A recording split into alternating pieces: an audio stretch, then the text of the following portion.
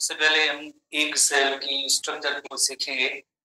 Next new chapter है इसके हवाले से। तो एक सेल के अंदर कौन कौन से कंपोनेंट्स है, हम सबसे पहले इनको देखेंगे। फिर जो है आज का जो टॉपिक होगा हमें थोड़ा सा उसको समझने में मदद मिलेगी, आसानी होगी। तो एक सेल का ये तो बाकी सारा साइटोप्लाज्म का एरिया, न्यूक्लियस मौजूद है। एक सेल की प्लाज्मा मेम्ब्रेन मौजूद है, उसके बाहर एक और लेयर और कवरिंग होती है जिसका नेम होता है जोना पेल्यूसिडा। जोना पेल्यूसिडा एक सेल को प्रोटेक्ट करने के लिए एक कवरिंग है जिसका नेम है जोना पेल्यूसिडा। जोना पेल्यूसिडा के बाहर एक और भी कवरिंग होती है जो 2 और 3 सेल थिक होती है। जैसे ये एक सेल, इस तरह से 2 या 3 सेल का एक लेयर और कवर होता है जिसका नेम होता है कोरोना रेडिएटर। कोरोना रेडिएटर 2 और 3 सेल थिक एक लेयर होता है, कवर होता है, और उसका नेम है कोरोना रेडिएटर। 2 और 3 सेल थिक कवरिंग होती है, कवरिंग है, उसका नेम है corona radiator. Corona radiator, corona radiator. दूसरे नंबर पे जैसे लेयर और कवर है उसका नेम जो है जोना पेल्यूसिडा है। जोना पेल्यूसिडा के बाद जैसे प्लाज्मा मेम्ब्रेन की जो है लाइक आर्डर और सीक्वेंस है, तरतीब है। जोना पेल्यूसिडा और प्लाज्मा मेम्ब्रेन के दरमियान एक थोड़ा सा स्पेस है, गैप है, और इस गैप का नेम है वाइटेलिन स्पेस। वाइटेलिन स्पेस। तो इस तरह से सबसे पहले आप ये इन 4 कंपोनेंट्स को नोट करेंगे। ह्यूमन फीमेल का जो एक सेल है उसकी स्ट्रक्चर के हवाले से सबसे आउटर मोस्ट कवर और लेयर है जो थिक 2 सेल्ड थिक लेयर है जिसका नेम है कोरोना रेडिएटर, और उसके नीचे जो है मेम्ब्रेन है, कवरिंग है, उसका नेम है जोना पेल्यूसिडा जो इंटायर एक सेल के बाहर है। देन एक छोटा सा स्पेस है, स्पेस के बाद प्लाज्मा मेम्ब्रेन और सेल मेम्ब्रेन ऑफ द एक सेल है। तो ये ऑर्डर और तरतीब है। और इसी तरह से आप देखेंगे प्लाज्मा मेम्ब्रेन के साथ छोटे छोटे वेसिकल्स भी मौजूद है। वेसिकल्स भी मौजूद हैं जिसका नेम है कार्टिकल ग्रेन्यूल्स। कार्टिकल ग्रेन्यूल, तो ऐसे बहुत ज्यादा होते हैं। कार्टिकल रेफर्स टू कार्टेक्स और आउटर पार्ट। कार्टिकल ग्रेन्यूल्स, एक वेसिकल के अंदर जो है मटेरियल है वो अंदर मौजूद होता है। कार्टिकल ग्रेन्यूल, आप जैसे कहेंगे कि ये एक सेल के एक स्पेशलाइज्ड एक ऑर्गेनेल और स्ट्रक्चर है कार्टिकल ग्रेन्यूल्स। कार्टिकल ग्रेन्यूल, तो ये हुई एक सेल की स्ट्रक्चर। अब हम जैसे you know very well sperm की जो स्ट्रक्चर होती है हमने पहले ही जैसे डिस्कस की है। स्पर्म की स्ट्रक्चर के हवाले से देखा जाए तो उसके अंदर एक जैसे मिडिल पीस है और एक जैसे टेल पार्ट है, और थर्ड वन जो पार्ट होता है उसका नेम है जैसे हेड है। हेड पार्ट के अंदर न्यूक्लियस होता है। हेड पार्ट के अंदर न्यूक्लियस 1 एंड न्यूक्लियस है, और टिप पे एक और सैक और बैग लाइक स्ट्रक्चर होती है जिसका नेम होता है एक्रोसोम। एक्रोसोम, एक्रोसोम के अंदर जो है हाइड्रोलाइटिक एंजाइम्स होते हैं। एक्रोसोम के अंदर हाइड्रोलाइटिक एंजाइम्स होते हैं। एक्रोसोम एक सैक और बैग लाइक स्ट्रक्चर है जिसके अंदर हाइड्रोलाइटिक एंजाइम्स मौजूद है। हाइड्रोलाइटिक एंजाइम्स मौजूद है। हाइड्रोलाइटिक एंजाइम्स मौजूद है। एक्रोसोम के अंदर हाइड्रोलाइटिक एंजाइम्स मौजूद है। स्पर्म के tip that is called head region, और हेड रीजन के अंदर एक न्यूक्लियस होता है और दूसरा एक्रोसोम है।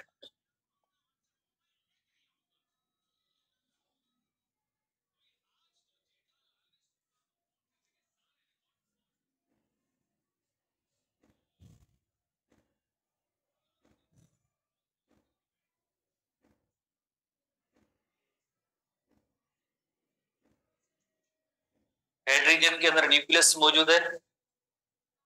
हेड रीजन के अंदर न्यूक्लियस है, 1 एंड न्यूक्लियस, हैप्लॉइड न्यूक्लियस, और टिप पे जो है एक्रोसोम मौजूद है, और एक्रोसोम के अंदर हाइड्रोलाइटिक एंजाइम्स हैं।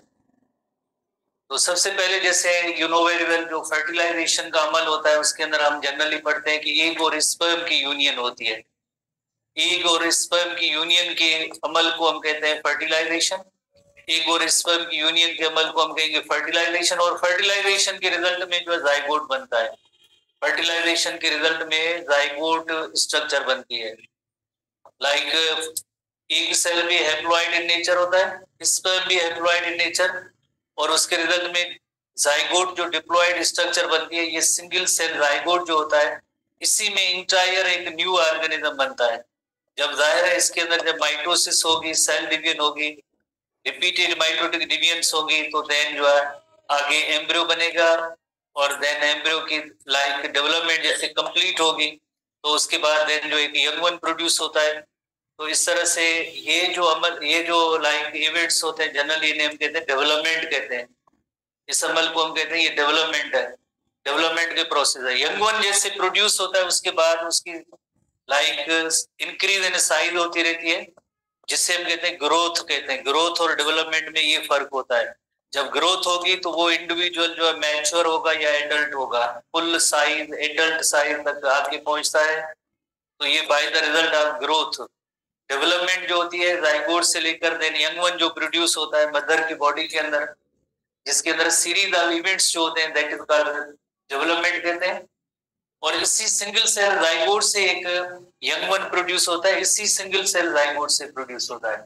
तो सबसे इंपॉर्टेंट इवेंट जैसे वो ये है कि जैसे एग और स्पर्म की यूनियन हो, यूनियन के नतीजे में जैसे जाइगोट बनता है जो डिप्लॉयड स्ट्रक्चर है, और जाइगोट ही फाउंडेशन होता है न्यू ऑर्गेनिज्म की। जो न्यू ऑर्गेनिज्म बनता है उसके लिए जो फाउंडेशन सेल है वो होता है जाइगोट होता है।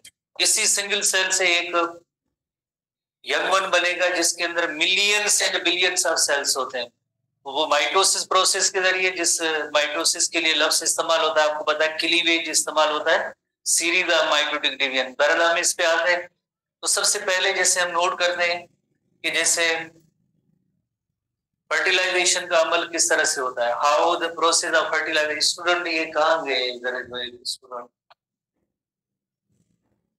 स्टूडेंट जो क्लास से बाहर गए।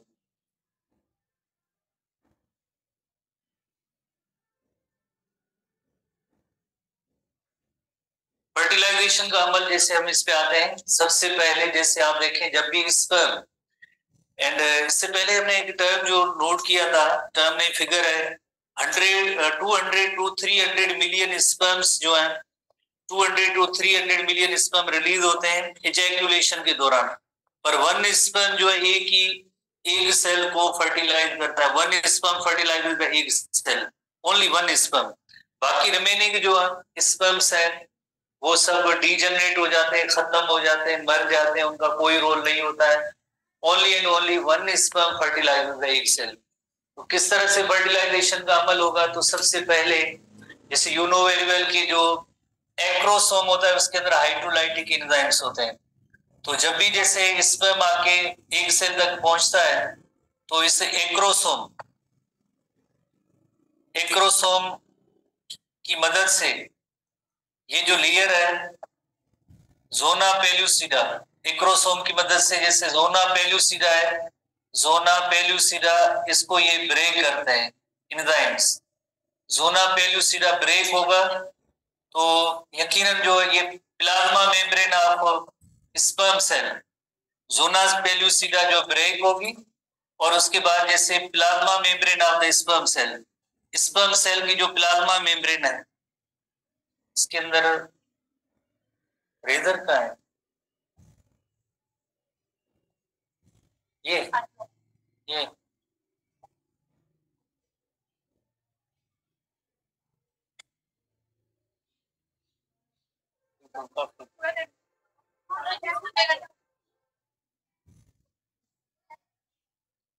ये कट करें, मैंने कभी किया ये एक हाँ,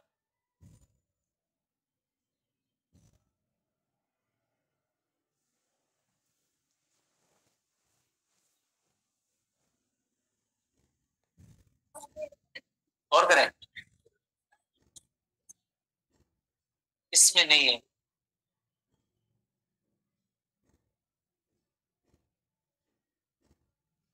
तो आप इधर कोने में करके देखते हैं।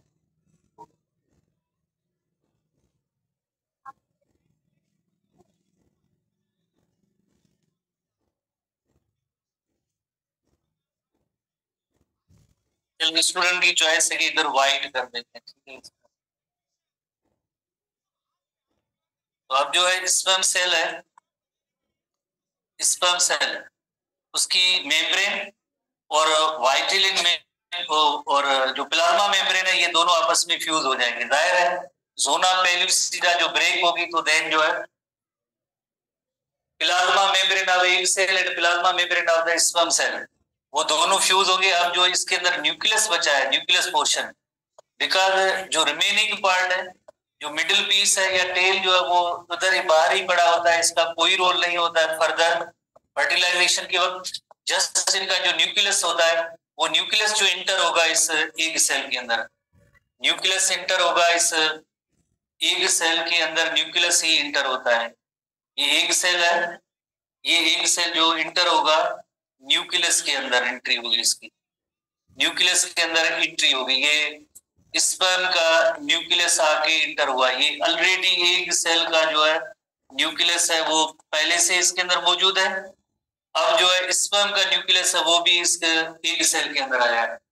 जैसे ही स्पर्म का न्यूक्लियस एग सेल के अंदर आएगा तो जो कार्टिकल ग्रेन्यूल्स है, कार्टिकल ग्रेन्यूल्स जो सेल मेम्ब्रेन के साथ है, कार्टिकल ग्रेन्यूल्स, मेनी कार्टिकल ग्रेन्यूल्स है, ये फ्यूज होंगे इस प्लाज्मा मेम्ब्रेन के साथ एक्सोसाइटोसिस प्रोसेस के जरिए।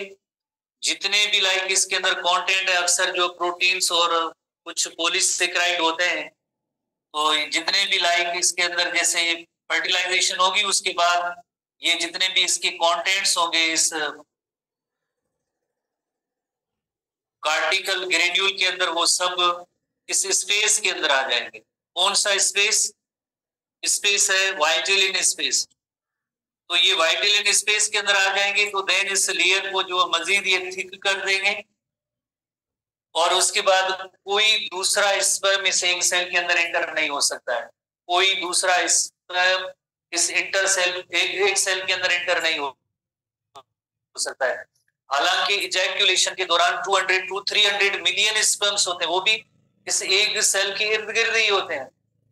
पर एक बार जैसे एक स्पर्म ने जैसे अपना न्यूक्लियस जो है इंसर्ट किया, इसके अंदर इंटर किया, उसके बाद रिमेनिंग जितने भी स्पर्म्स होंगे वो अपने न्यूक्लियस अब इसके अंदर जो है इंटर नहीं कर सकते। क्यों नहीं कर सकते? बिकॉज एक थिक लेयर बन जाता है और जनरली जैसे हमारे बुक के अंदर वो टर्म नहीं है, उस लेयर का नेम अदर तीन बुक्स में fertilisation membrane, also called as fertilisation membrane, fertilisation membrane बन जाती है। इसका मतलब ये होता है कि अब फर्दर जो है it prevents other sperms from entry, other sperms है उनको ये रोकते हैं, अदर स्पर्म्स को ब्लॉक करते हैं कि कोई भी अब दूसरा स्पर्म इस एग सेल के अंदर इंटर नहीं हो सकता है। बिकॉज एक स्पर्म का न्यूक्लियस एग सेल के अंदर इंटर हो चुका है, रिमेनिंग कोई भी स्पर्म अब एग सेल के अंदर जो है न्यूक्लियस एंटर नहीं कर सकता है। तो ये एक वेरी थिक मेम्ब्रेन बन जाती है जिसका नेम होता है fertilisation membrane. Now question arise, sperm तो सब एक जैसे होते हैं, जैसे ये स्पर्म जिसने न्यूक्लियस इंट्रोड्यूस किया या दूसरे भी स्पर्म, उन सब एक जैसे हैं, बाकी ये स्पर्म जो है जोना पेलुसिडा को क्यों नहीं ब्रेक करते हैं?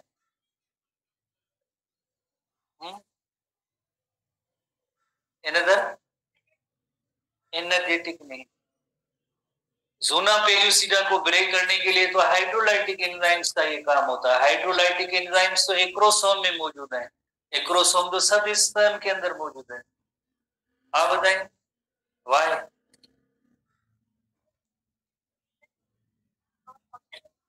पॉसिबल ये इस वजह से नहीं है बिकॉज इसके अंदर जो हाइड्रोलाइटिक एंजाइम है सिर्फ जोना पेलुसिडा को,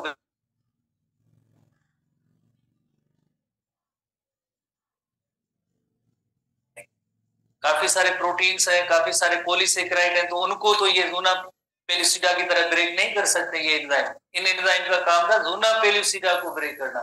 पर ये जो जितने ज्यादा कंटेंट दूसरे आ गए, अब इनको ब्रेक करना, इनको तोड़ना इस एक्रोसोम का काम नहीं है। उसके अंदर जो हाइड्रोलाइटिक एंजाइम थे वो सिर्फ जोना पेलुसिडा को ब्रेक कर सकते हैं। तो अब ये जो अदर केमिकल्स जितने भी इस स्पेस के अंदर आ गए, वो अब इस जोना पेलुसिडा को ब्रेक अब नहीं कर सकते। और आगे दूसरे अपने जो है न्यूक्लियाई इंटर नहीं कर सकते। स्पर्म कोई जितने भले मिलियंस की तादाद में मौजूद हो, कोई भी स्पर्म अब इस एक सेल के अंदर नहीं इंटर हो सकता है। ये रीजन है कि ये केमिकल्स जो होते हैं, इसके अंदर जो केमिकल्स जैसे कार्टिकल ग्रेन्यूल्स के अंदर जो मौजूद है, वो चले आते हैं एक्सोसाइटोसिस के साथ जरिए। नेचर ने बनाए भी इन ग्रेन्यूल्स को जैसे ऐसी पोजीशन पे है जो very close to the plasma membrane है। फौरन जैसे एक्सोसाइटोसिस का अमल हो, केमिकल रिलीज हो और वो सारे केमिकल विद इन 1 मिनट ये सब जो है उससे भी कम टाइम के अंदर जो है एक थिक लेयर सा बन जाता है। उसके बाद कोई भी स्पर्म उसका न्यूक्लियर इस एक सेल में इंटर नहीं हो सकता है। तो इस कंडीशन को कहते हैं पॉलीस्पर्मी। अगर न्यूक्लियस मेनी स्पर्म के ज्यादा इंटर हो जाए तो उस कंडीशन को कहेंगे पॉलीस्पर्मी। पॉलीस्पर्मी तो यानी ये जो थिक लेयर जो बनता है ये पॉलीस्पर्मी होने से बचाता है, पॉलीस्पर्मी होने नहीं देता है, उसको ब्लॉक कर देता है, दूसरे अदर स्पर्म्स को ब्लॉक कर देता है। दूसरे स्पर्म का कोई भी न्यूक्लियस अब इंटर एक सेल के अंदर नहीं हो सकता। Only one sperm fertilizes the one egg cell. तो एक और मजीद टर्म आप नोट करेंगे, वो टर्म है प्रोन्यूक्लियस। जो nucleus of the egg cell और nucleus of the sperm cell होते हैं उसे हम कहते हैं प्रोन्यूक्लियस कहते हैं। प्रोन्यूक्लियस, प्रोन्यूक्लियस गेमीट्स के न्यूक्लियस को कहते हैं प्रोन्यूक्लियस। ये भी प्रोन्यूक्लियस है, ये भी प्रोन्यूक्लियस है। देन इन दोनों प्रोन्यूक्लियस की जो है न्यूक्लियाई की जो फ्यूजन होगी 1n + 1n जो है, यकीनन अब जो इस फ्यूजन के बाद ये 2n वाला न्यूक्लियस जाइगोट बनेगा। दोनों प्रोन्यूक्लियाई आपस में फ्यूज होंगे, दोनों प्रोन्यूक्लियाई आपस में फ्यूज होंगे और उसके रिजल्ट में जो है एक डिप्लॉइड स्ट्रक्चर बनेगी जिसका नेम होगा जाइगोट। इस डिप्लॉइड स्ट्रक्चर का नेम होगा जाइगोट होगा। तो सबसे पहले आप लेयर्स का नेम नोट करेंगे। सबसे outermost layer corona radiata, उससे नीचे जोना पेलुसिडा, देन एक स्पेस है वाइटिलिन स्पेस, स्पेस के नीचे जो है plasma membrane of the egg cell है।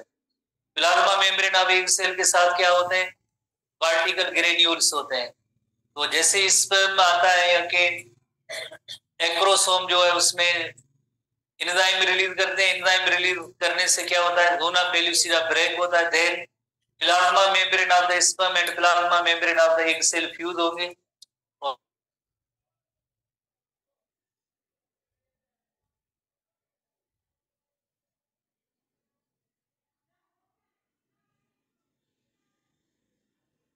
केमिकल्स यहाँ कहाँ जाएंगे, इस वाइटिलिन स्पेस के अंदर जाएंगे। वाइटिलिन स्पेस में जाने के बाद देन फर्दर कोई भी स्पर्म है उसकी एंट्री अब एक सेल के अंदर नहीं होगी। इसका मतलब है पॉलीस्पर्मी से जो है इस कंडीशन को ये बचाते हैं, पॉलीस्पर्मी होने नहीं देते। Only one sperm fertiliser one egg cell. ठीक है, तो नेक्स्ट पेज पे हम आते हैं, उसके बाद हम रीडिंग पे आएंगे। तो जो zygote is the foundation of new life. You know very well, zygote जो एक डिप्लॉइड स्ट्रक्चर एग और स्पर्म की यूनियन से बना है। एग और स्पर्म की यूनियन से जो जाइगोट बना है, इसी में से जो है सीरीज ऑफ माइटोटिक डिवीजन्स होंगे। जैसे सीरीज ऑफ माइटोटिक डिवीजन का मतलब होता है एक में से दो, दो में से चार, ऐसी सीरीज ऑफ माइटोटिक डिवीजन्स होती है जिससे हम कहते हैं क्लीवेज कहते हैं। क्लीवेज होगी तो हम पहले ही पढ़ चुके हैं, सिंगल सेल से 2 सेल, 2 में से देन जो है 4 सेल बनते हैं, 4 में से 8, इसी तरह से जो है एक बॉल ऑफ सेल बनता है। इसी तरह से एक बॉल ऑफ सेल बनता है जिससे हम कहते हैं मोर्यूला स्टेज होगा, पहला बॉल ऑफ सेल होगा, ball of cell, just ball of cell, ball of cells होगा जो मोर्यूला कहलाता है। और मोर्यूला से देन जो है आगे जैसे 4 में से 8, इस तरह से आप 8 में से 16, इस तरह से आप ऐड करते जाएंगे तो देन एक बॉल ऑफ सेल बनता है। बॉल ऑफ सेल के बाद एक होलो बॉल ऑफ सेल बनता है। होलो की मीनिंग होती है अंदर एक स्पेस या गैप होता है। तो होलो बॉल ऑफ सेल को हम कहेंगे blastula. Hollow ball of cell is called blastula. Blastula stage के बाद 3 लेयर फॉर्मेशन होती है। 3 लेयर फॉर्मेशन की स्टेज को कहेंगे गेस्ट्रुला, जिसमें एक्टोडर्म, एंडोडर्म एंड मेसोडर्म की फॉर्मेशन का अमल होता है। एक्टोडर्म, एंडोडर्म,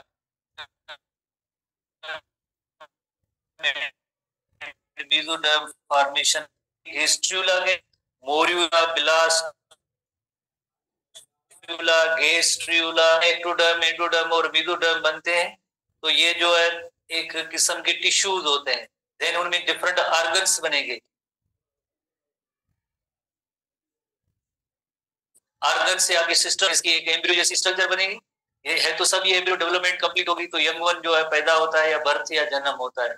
फिर इसकी जो है लाइक ग्रोथ होती है, ग्रोथ होने से देन जो है मैच्योर या एडल्ट साइड तक पहुंचते हैं, और जैसे एडल्ट होंगे तो देन अगेन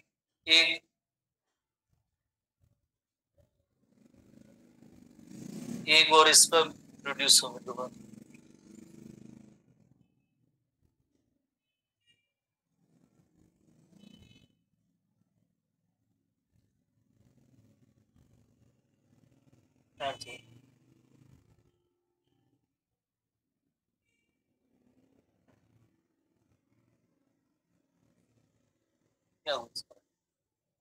एक और स्पर्म एडल्ट बनेंगे तो एक और स्पर्म्स बनेंगे, देन इनकी यूनियन होगी, अगेन जाइगोट। इस तरह से जो है लाइफ साइकिल इनका जो है कंटिन्यू रहता है ऑर्गेनिज्म के हवाले से। एडल्ट्स होंगे तो एक और स्पर्म प्रोड्यूस करेंगे, दोबारा से जाइगोट, और इस तरह से सीरीज ऑफ इवेंट्स होते रहते हैं। तो अब हम थोड़ी सी रीडिंग सेक्शन की तरफ आते हैं। Page number 175, fertilisation at its site. Fertilisation at its site 175 page पे आप आएंगे। 175 और 176 को आज जैसे डिस्कस कर रहे हैं, पहले 175 पे आई, union of male and female gametes is called the fertilization and this union results in the formation of single cell called zygote। जैसे you know very well, zygote is the foundation of new cell और new life। तो ये इसी single cell zygote से पूरा entire एक new organism बनता है। Egg release from ovary in the form of secondary oocyte। Many time हम डिस्कस कर चुके हैं, जब ओव्यूलेशन होती है ओवरी से एग रिलीज होता है तो उस वक्त वो सेकेंडरी oocyte होता है, which is covered with zona pellucida। जो अभी हमने नोट किया है, एग सेल के बाहर इमीडिएट जो कवरिंग होती है उसका नेम है जोना पेल्यूसिडा। जोना पेल्यूसिडा के बाहर एक और जो है लेयर होता है 2 और 3 सेल थिक होता है, उसका नेम होता है कोरोना रेडिएटा। उस लेयर का नेम होता है कोरोना रेडिएटा। ठीक है, इसमें बुक में नहीं लिखा हुआ, टेक्स्ट में। Fertilisation takes place in the proximal part of the oviduct. You know very well, हमने फीमेल रिप्रोडक्टिव सिस्टम पढ़ा था जिसमें हमने नोट किया था upper third of the oviduct होता है, उधर जो है फर्टिलाइजेशन का अमल होता है, यानी एग और स्पर्म की यूनियन की बात हो रही है। This process is facilitated by the enzymes on the surface of sperm cell. Sperm cell की जो सरफेस है, टिप है, उस पे क्या होता है, एक्रोसोम है। एक्रोसोम के अंदर क्या होते हैं, हाइड्रोलाइटिक एंजाइम्स होते हैं, जो क्या करते हैं, जोना पेल्यूसिडा को ब्रेक करते हैं। फैसिलिटेटेड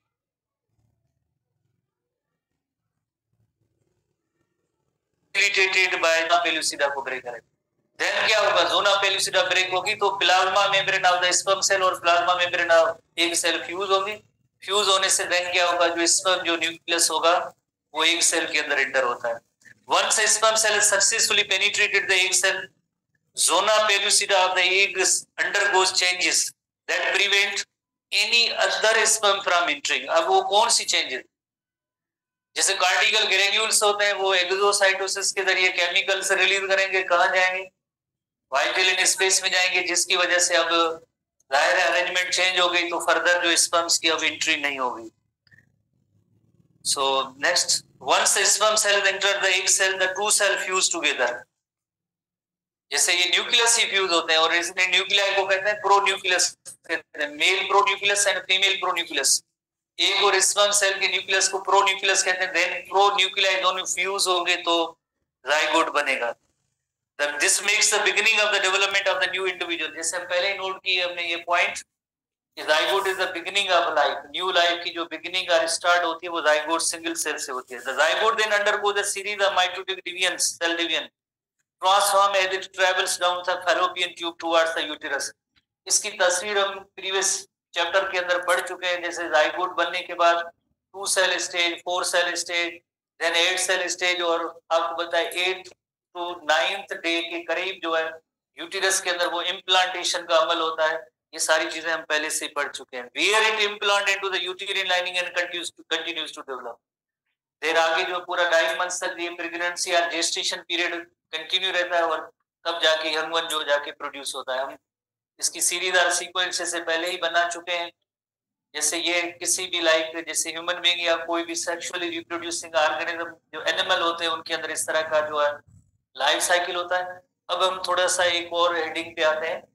जो एक सेल होते हैं, एक जिस तरह से कैटेगरी है बर्ड्स या रेप्टाइल्स है, उनकी एग्स और मैमेलियन जो एग सेल्स होते हैं उनमें फर्क होता है। जैसे अगर हम बर्ड या रेप्टाइल का एग देखें तो वो शेल के अंदर बंद होता है, और उसके अंदर जो ये एग सेल मेम्ब्रेन होती है, ये एग सेल की जो प्लाज्मा मेम्ब्रेन है, plasma membrane of the egg cell है, plasma membrane of the egg cell है, plasma membrane of the egg cell, plasma membrane of the egg cell है, plasma membrane of the egg cell है। इसके अंदर जो है सारा एरिया जो है, majority of this area is filled with York.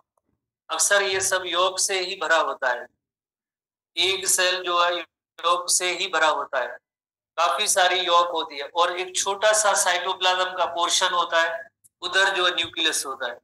Nucleus एक बहुत ही छोटे से एरिया के अंदर होता है, और इस एरिया का नेम होता है ब्लास्टो डिस्क और जर्मिनल डिस्क, जिसके अंदर न्यूक्लियस क्लियर एरिया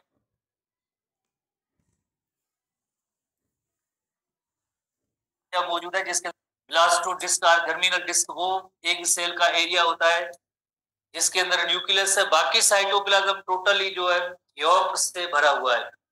ऐसे एग सेल्स जिनके अंदर यॉक का काफी सारा मिकदार होता है उन्हें कहते हैं polylecithal type of eggs, polylecithal type of eggs, polylecithal type of egg. Poly की मीनिंग होती है many, large quantity of the yolk. जिस एग सेल के अंदर लार्ज क्वांटिटी ऑफ यॉक हो तो ऐसे एग को हम कहेंगे पॉलीलेसिथल टाइप ऑफ एग। जैसे हम हैन के एग को ब्रेक करते हैं तो हमें पता है कि उसके अंदर जो काफी सारी यॉक मिलती है, जो जिसमें लार्ज अमाउंट ऑफ यॉक होता है, तो ऐसे एग सेल को हम कहेंगे polylecithal type of egg cell. क्यों लार्ज अमाउंट ऑफ यॉक होता है? Yolk is the reserve food for developing embryo. Developing embryo के लिए रिजर्व फूड होता है, यॉक होता है। जैसे बर्ड्स भी एग ले करते बाहर ही छोड़ देते हैं, रेप्टाइल भी जैसे जमीन पे एग ले करते हैं, और उसी एग के अंदर complete development of young one एक के अंदर होती है। तो जाहिर है कंप्लीट डेवलपमेंट एक के अंदर है तो डेवलपिंग यंग वन को न्यूट्रिशन मिलनी चाहिए। तो नेचर की तरफ से वो कौन सी न्यूट्रिशन प्रोवाइड की गई है, किस सूरत में प्रोवाइड की गई है? वो यॉक की सूरत में। तो जाहिर है ऐसे एग्स जो जिनका कोई पेरेंट से मदर से कोई ताल्लुक नहीं है, बाहरी जो एग लेकर के सॉइल पे छोड़ा है, तो उसके अंदर यॉक का भी मिकदार इतना सफिशिएंट होता कि डेवलपमेंट जो कंप्लीट हो, अदरवाइज डेवलपमेंट कंप्लीट नहीं होगी।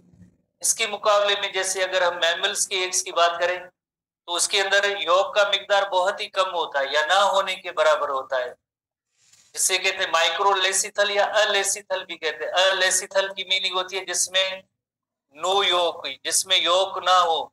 इन बुक्स में जैसे माइक्रोलेसिथल लिखा होता है, माइक्रोलेसिथल का मतलब होता है very small amount of yolk is present, तो इसे हम कहते हैं ये जो नो योक प्रेजेंट तो alecithal, small amount of yolk is present तो उसे ऐसे एग को कहेंगे माइक्रोलेसिथल कहेंगे। तो जो ऐसे एग्स होते हैं तो उनके अंदर योक जो होती है साइटोप्लाज्म में डिस्ट्रीब्यूटेड होती है, बहुत ही थोड़ी सी होती है। माइक्रोलेसिथल जो ऐसे एग सेल जिनके अंदर यॉक का काफी सारा मिकदार होता है, तो उसके अंदर जो है बाकी क्लियर रीजन बहुत ही कम होता है। बाकी इस तरह से आप देखेंगे जो जिनके अंदर यॉक का मिकदार बहुत ही कम है, तो दोनों के अंदर जो क्लीवेज की जो पैटर्न होंगे इसके अकॉर्डिंगली होंगे। तो आप देखें जैसे क्लीवेज, क्लीवेज क्या है? माइटोटिक डिवीजन है। क्लीवेज है माइटोटिक डिवीजन है किसके अंदर? फर्टिलाइज्ड एग के अंदर। जैसे एग सेल और स्पर्म की जब यूनियन होगी तो जाहिर है इसी एग सेल के अंदर होगी। तो फर्दर जो जाइगोट के अंदर जो सेल डिवीजन होगी तो भी इसके अंदर होगी।